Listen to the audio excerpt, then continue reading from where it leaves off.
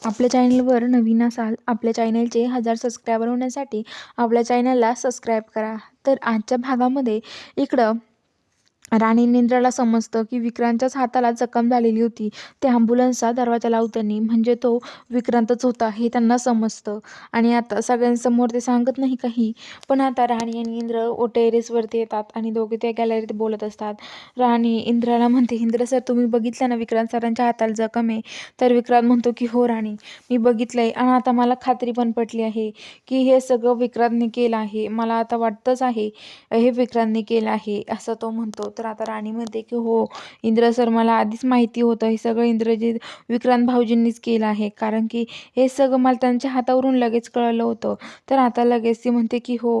तर आता लगेच इंद्र म्हणतो की तू काळजी करू नको, फक्त आता त्याच्याविषयी आपण प्रूफ शोधूयात. प्रूफ सापडला ना तर सगळ्यांना सांगू आणि त्याला मी बघ काय करतो, त्याच्याशी कसं वागतो ते असं म्हणतो. आणि आता लगेच सकाळी सकाळी इकडं जी राणी आहे ती बुवांना भेटायला निघते आणि ती बुवांना भेटायला इकडं आलेली असते. ती बुवांना भेटते आणि आता ते म्हणत असते की बुवा तुम्ही लवकर बरे व्हा, काळजी करू नका, आम्ही आहोत ना आणि तुमच्यासोबत असं कोण वागलंय ना हे पण आम्ही आता लवकरच शोधून काढू असं राणी बुवांना म्हणत असते. आणि ती आता बुवांचा खिसा चेक करायला लागते. तेवढ्यात तिला बुवांच्या खिशामध्ये विक्रांतचं घड्याळ सापडतं.